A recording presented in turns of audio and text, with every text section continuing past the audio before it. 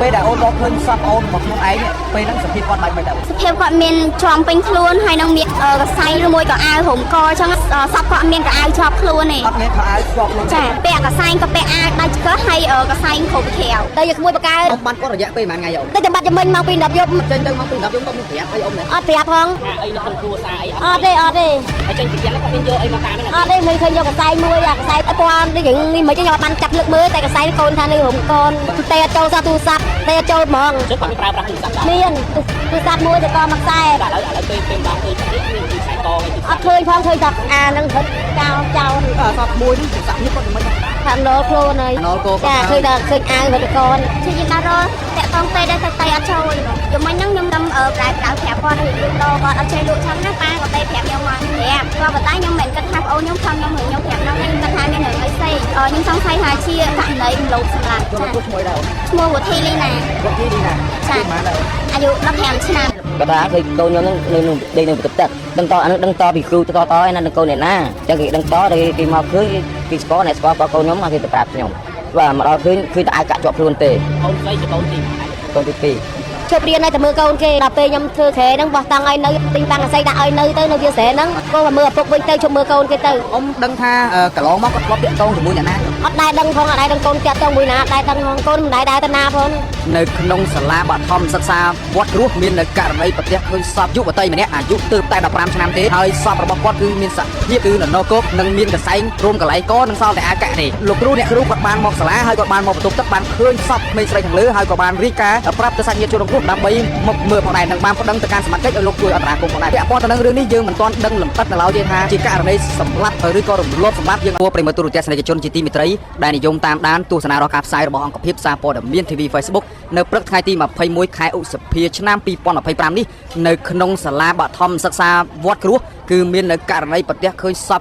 យុវតីម្នាក់អាយុទើបតែ15ឆ្នាំទេហើយសពរបស់គាត់គឺមានសភាពបាទគឺនរកោកនិងមានកសែងរុំកន្លែងកនិងសល់តែអាវកាក់ទេអញ្ចឹងពាក់ព័ន្ធទៅនឹងករណីនេះដែលជាមហានដំបូងដែលសមត្ថកិច្ចក៏ដូចជាសាច់ញាតិជនរងគ្រោះសន្និដ្ឋាននោះជាព័ត៌មានបឋមដែលខ្ញុំទទួលបានគឺសង្ស័យថាជាករណីរំលោភហើយសម្លាប់តែម្ដងពាក់ព័ន្ធទៅនឹងករណីនេះគឺកើតឡើងប្រកបមានការផ្ញើផ្អើលនៅព្រឹកថ្ងៃទី21ខែឧសភាឆ្នាំ2025ដែលស្ថិតនៅក្នុងសាលាបឋមសិក្សាវត្តគ្រោះស្ថិតនៅក្នុងសង្កាត់សំរោងខណ្ឌព្រែកភ្នៅរាជធានីភ្នំពេញដែលព័ត៌មានដំបូងដែលធ្វើឲ្យបាយធ្លីនោះគឺលោកគ្រូអ្នកគ្រូគាត់បានមកសាលាហើយគាត់បានមកបន្ទប់ទឹកបានឃើញសពក្មេងស្រីខាងលើហើយក៏បានរាយការណ៍ប្រាប់ទៅសាច់ញាតិជនរងគ្រោះដើម្បីមកមើលផងដែរនឹងបានប្តឹងទៅកាន់សមាជិកឲ្យលោកជួយអន្តរាគមន៍ផងដែរពាក់ព័ន្ធទៅនឹងករណីនេះដែលពាក់ព័ន្ធទៅនឹងរឿងនេះយើងមិនទាន់ដឹងលម្អិតនៅឡើយទេថាជាករណីសម្លាប់ឬក៏រំលោភសម្លាប់យើងអត់ទាន់ច្បាស់ទេប៉ុន្តែជាការសន្និដ្ឋានដំបូងរបស់សាច់ញាតិសពនៅពេលដែលឃើញសភាពកូនរបស់ខ្លួនគាត់បានសង្ស័យជាបឋមថាគឺករណីរំលោភសម្លាប់តែម្ដងដែលយើងស្នើសុំឲ្យសមាជិកជួយបានន័យថារកមុខជនសង្ស័យក៏ដូចជាឃាតករឲ្យបានដើម្បីយកប្រតិទោសតាមផ្លូវច្បាប់ផងដែរចាខ្ញុំបងបង្កើតបងជនរងគ្រោះឈ្មោះអីដែរឈ្មោះវុធីលីណាចាប៉ុន្មានដែរអាយុ15ឆ្នាំ15ឆ្នាំអូនបាត់គាត់រយៈពេលប៉ុន្មានថ្ងៃតែបាត់យប់មិញទេបងបាត់យប់មិញទេចាបាត់ហើយក៏យើងជាយើងណារណាជាយើងណារតាក់តងទេដែរតែអត់ចូលទេបងតែចូលចាបាត់តាំងពីថ្ងៃណាមកដែរបាត់តាមមួយយប់មិញទេម៉ោង2:10យប់ចាប៉ាខ្ញុំទេខ្ញុំដែរតែខ្ញុំអត់បានចាប់អារម្មណ៍ដើររហូតខ្ញុំនៅកន្លែងធ្វើការគាត់មានរឿងអីបានគាត់ចេញពីផ្ទះចឹងហ៎យប់មិញហ្នឹងខ្ញុំតាមប្រែប្រាប់គាត់រឿងលក់ដូរគាត់អត់ចេះលក់ចឹងណាប៉ាក៏ទេប្រាប់ខ្ញុំមកប្រាប់ក៏ប៉ុន្តែខ្ញុំមិនគិតថាបងអូនខ្ញុំខឹងខ្ញុំរឿងខ្ញុំប្រាប់ហ្នឹងឯងគាត់ថាមានរឿងអីផ្សេងហើយគាត់នៅរៀនឬក៏យ៉ាងណាដែរគាត់ឈប់រៀនទេបងឈប់រៀនហើយចាអូនអាចបញ្ជាក់បន្តិចបានទេគាត់ត្រូវជាបងស្រីបងអូនស្រីបកើតខ្ញុំអាយុប៉ុន្មានគាត់អាយុ15ឆ្នាំ15ឆ្នាំចាពេលដែលអូនរកឃើញសពបងអូនរបស់ខ្លួនឯងពេលហ្នឹងសភាពគាត់បែបម៉េចដែរសភាពគាត់មានជាប់ពេញខ្លួនហើយនឹងមានកសែងឬមួយក៏អាវរុំកអញ្ចឹងហើយសពគាត់អត់មានកអាវជាប់ខ្លួនទេអត់មានខោអាវជាប់ខ្លួនទេចាអញ្ចឹងមកថាដោះចេញអស់ហើយដោះចេញអស់ហើយលេងហើយអូនសង្ស័យថាជាករណីដែរថាខ្ញុំសង្ស័យថាជាករណីរំលោភសម្លាប់ហើយសម្លាប់ណាចាអូនចូលពេលនេះគាត់ដែលជាប្រវត្តិឃើញគាត់ដើរចេញពីផ្ទះមក12ហ្នឹងគាត់មានពាក់កសែងមកឬមានជាប់គាត់ពាក់កសែងក៏ពាក់អាវដៃឆ្កឹះហើយកសែងគ្រប់ក្រៅ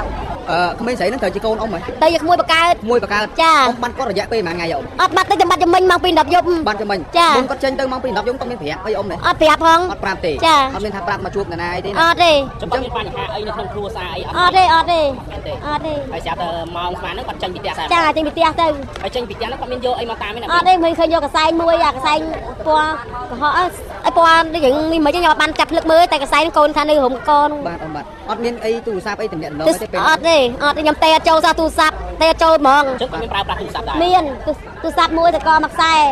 តែឥឡូវពេលមកដល់ឃើញគាត់នេះមានគឺខ្សែកហើយទូរ អ ស័ព្ ត់ ទ ឃើញផងឃើញថាអានឹងហិតកោចោលនឹង បាទអ៊ំសុំសួរអ៊ំបន្ថែមតិចទៀតពេលអ៊ំមកឃើញសពកូនហ្នឹងគឺសពក្មួយហ្នឹងសភាពគាត់យ៉ាងម៉េច ថាណលខ្លួនហើយ អាណលក ចាឃើញតែឃើញអាវហិតកនេះ មានកៅរឹកកទៀត ចា ហើយគ្រឿងអលង្ការហ្នឹងបាត់អស់ហើយ ឃើញនេះតន់យកអាគេឲ្យដោះចេញពីកសែងតកទេអត់បានតឃើញទេ អត់ឃើញទេណា ចា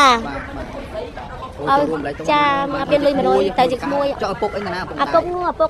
នៅណាណាតាណាមិញនេះបងវាបកើតទេ ចុះ ចា ម្ដាយ ម្ដាយលែងនៅយូរហើយឥឡូវចា អូសប្ងាយគាត់នៅរៀនឬជាឈប់ហើយ ជប់រៀនហើយតែមើលកូនគេ ឈប់រៀនហើយទៅមើលកូនឲ្យ តែចាដល់ពេលខ្ញុំធ្វើក្រែហ្នឹងបោះតង់ឲ្យនៅខ្ញុំធ្វើទិញតាំងអាស័យដាក់ឲ្យនៅទៅនៅវាស្រែហ្នឹងកូនមកមើលឪពុកវិញទៅជប់មើលកូនគេទៅ អ៊ំដឹងថាកន្លងមកគាត់ធ្លាប់តាក់ទងជាមួយអ្នកណាទេ អត់ដែរដឹងផងអត់ដែរដឹងកូនតាក់តងមួយណាអត់ដែរដឹងផង អត់ដែរដឹងទេ តែកូនមិនដែរតែតាណាផងហ្នឹង អញ្ចឹង ចា 4ឆ្នាំ បាទ រហូតមកដល់16ឆ្នាំនេះគឺប្អូនស្រីលក់ដូរនៅផ្ទះគាត់ដែរ អត់បានលួចក្នុងកម្រងទេ កម្រងទេអញ្ចឹងនៅផ្ទះរាល់ថ្ងៃគឺគាត់សម្រាប់នៅផ្ទះអត់មានធ្វើអីទេ អត់ទេគាត់រៀបចំកម្រងល្ងាចមិញ កម្រងល្ងាចមិញដើម្បីពិភាក្សាជាមួយនឹងបងប្អូនរៀបចំឲ្យគាត់ លក់ដូរ បើកមុខរបរលក់ដូរឲ្យបាន ហ្នឹងហើយ ធម្មតា បាទ ទៅ ហ្នឹងហើយ ហើយដល់ពេលដល់ថ្ងៃម៉ោង10ដល់ម៉ោង2 10នេះសៅតែបាត់ខ្លួនគាត់ បាត់ឡូតទៅមកគេដល់ព្រឹក បាទពុកពេលបាត់ផ្ទះហ្នឹងមានជាប់អីនៅខ្លួនខ្លះយកអីចេញពីផ្ទះមកខ្លះ ទៅចង់តែមានអីទេមានទូរស័ព្ទមកគ្រឿងខ្សែមួយខ្សែ ខ្សែ ខ្សែកហើយនឹងខ្សែ ខ្សែមិនលក្ខណៈរបៀបម៉េច ខ្សែចទូយើង ខ្សែគូគោឬក៏ខ្សែ អត់ទេខ្សែ ខ្សែមានគូគូដូចខ្សែធំដែរគាត់ណាវាមិនខ្សែដៃទេណាតែមានខ្សែគូគូទេខ្សែស្ដើងដែរទេគាត់ចទូក្បាលទេ អូខ្សែចៃណា បាទ ផ្សេងបងក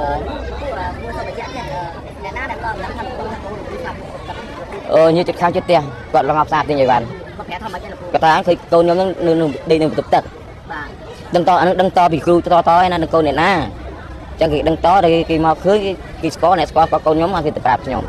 ហើយដល់យើងមកដល់គ្នាមើលឃើញសពអូន បាទមកដល់ឃើញគឺតែអាចកាក់ជាប់ខ្លួនទេ ដល់ពេលហ្នឹងគឺសម្រាប់ដល់ បាទហើយពេលហ្នឹងគឺ